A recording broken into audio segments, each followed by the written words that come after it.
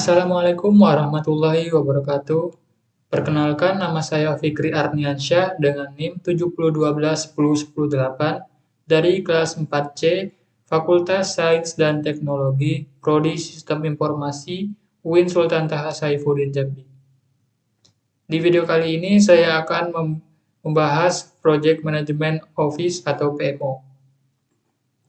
Di mana materi pembahasannya yang pertama pengertian PMO, yang kedua jenis-jenis PMO, yang ketiga tujuan dan manfaat PMO, dan yang keempat tugas dan tanggung jawab PMO.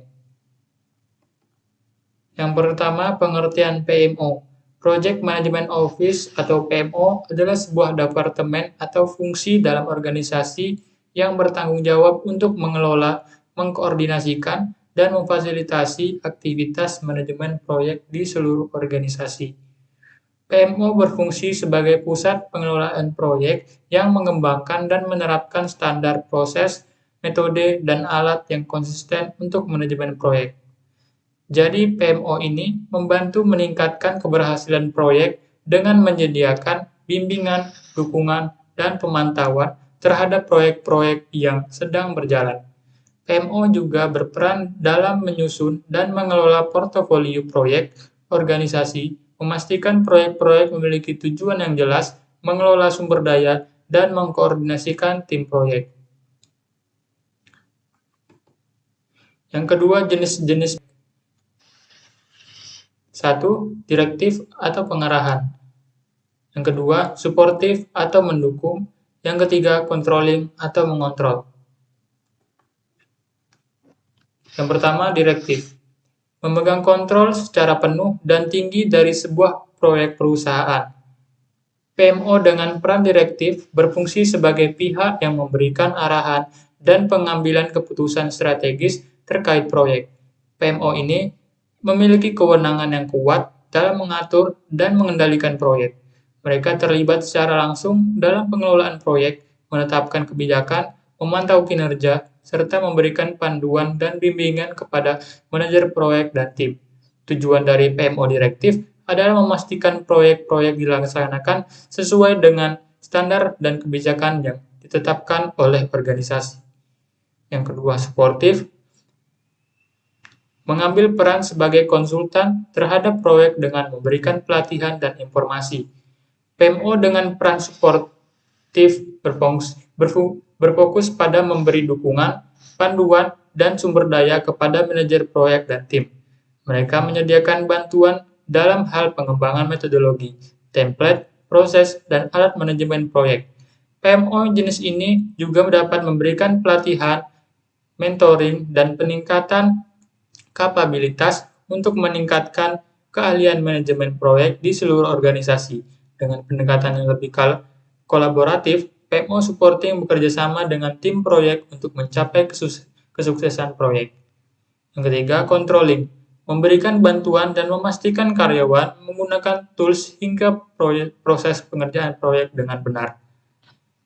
PMO dengan peran controlling berfokus pada pengendalian, pemantauan, dan pelaporan kinerja proyek. Mereka memastikan bahwa proyek-proyek berjalan sesuai dengan rencana, mematuhi kebijakan dan standar organisasi, serta memenuhi persyaratan waktu, biaya, dan kualitas. PMO ini terlibat dalam pemantauan proyek, manajemen risiko, manajemen perubahan, pengelolaan portofolio, serta penyusunan laporan, status, dan evaluasi proyek. Dengan fokus pada kontrol dan pemantauan, PMO controlling membantu mengurangi risiko dan memastikan keberhasilan proyek.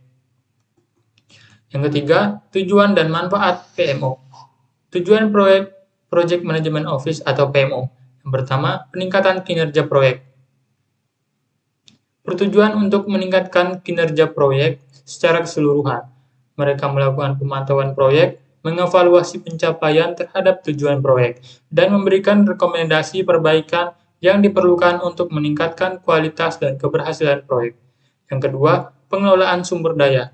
Bertujuan untuk memastikan bahwa sumber daya yang dibutuhkan untuk proyek tersedia dan digunakan secara efektif. Mereka membantu dalam alokasi sumber daya, penjadwalan, dan pengawasan pengguna sumber daya untuk memaksimalkan produktivitas proyek. Yang ketiga, pengelolaan resiko. Bertujuan untuk membantu mengidentifikasi, mengelola, dan mengurangi risiko yang terkait dengan proyek. PMO melakukan analisis risiko, mengembangkan strategi mitigasi, dan memastikan bahwa langkah-langkah pengendalian risiko yang tepat diambil dalam setiap proyek. Yang keempat, pengembangan metodologi.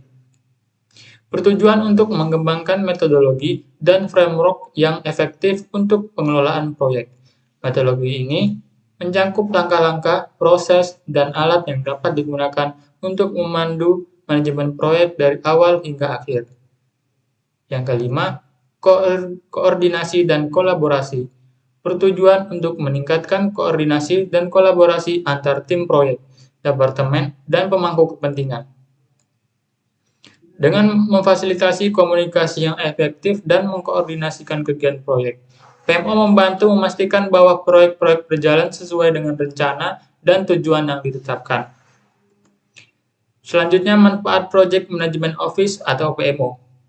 Yang pertama, meningkatkan jumlah proyek yang dapat memenuhi tujuannya dalam hal waktu, biaya, dan ruang lingkup pekerjaan. Yang kedua, investasi dalam proyek semakin selaras dengan strategi perusahaan. Yang ketiga, mengelola sumber daya perusahaan seperti sumber daya manusia, teknik, dan keuangan secara lebih efisien. Yang keempat, tingkat resiko yang lebih rendah dan insiden yang lebih kecil. Yang kelima, mengurangi upaya proyek dan birokrasi. Tingkatkan kemampuan organisasi Anda untuk merencanakan hasil proyek di masa depan. Selanjutnya, tugas dan tanggung jawab PMO. Tugas dan tanggung jawab Project Management Office atau PMO dapat beragam tergantung pada kebutuhan dan lingkungan organisasi. Berikut adalah beberapa tugas dan tanggung jawab umum yang sering terkait dengan PMO. Yang pertama, pemantauan dan pengawasan proyek. PMO memonitor dan mengawasi proyek-proyek di organisasi untuk memastikan mereka berjalan sesuai dengan rencana, jadwal, dan anggaran yang telah ditetapkan. Mereka juga dapat melakukan audit proyek untuk memeriksa kebutuhan terhadap pedoman dan standar yang ditetapkan. Yang kedua, peningkatan proses dan kualitas. PMO terlibat dalam evaluasi dan peningkatan proses manajemen proyek. Mereka mengidentifikasi pelajaran yang dipelajari dari proyek-proyek sebelumnya, mengevaluasi kinerja proyek, dan merekomendasikan perbaikan proses untuk meningkatkan kualitas dan efisiensi proyek di masa depan. Yang ketiga, pengelolaan portofolio proyek. PMO dapat bertanggung jawab atas pengelolaan portofolio proyek organisasi. Ini melibatkan penilaian, pemantauan, dan alokasi sumber daya untuk proyek-proyek yang berbeda, serta memastikan keseimbangan yang tepat antar proyek dan strategi bisnis organisasi. Yang keempat, manajemen risiko. PMO membantu dalam mengidentifikasi, menganalisis, dan mengelola risiko yang terkait dengan proyek. Ini melibatkan pengembangan strategi, mitigasi risiko, pemantauan risiko secara terus-menerus, dan pelaporan kepada pemangku kepentingan yang terkait. Yang kelima, pelaporan dan komunikasi. PMO bertanggung jawab untuk menyediakan pelaporan dan komunikasi yang berkaitan dengan proyek kepada pemangku kepentingan. Ini meliputi penyusunan laporan, kemajuan, analisa kinerja proyek, dan komunikasi efektif tentang status dan perubahan proyek. Sekian penjelasan dari saya. Apabila ada kesalahan kata, saya mohon maaf. Saya akhiri. Wassalamualaikum warahmatullahi wabarakatuh.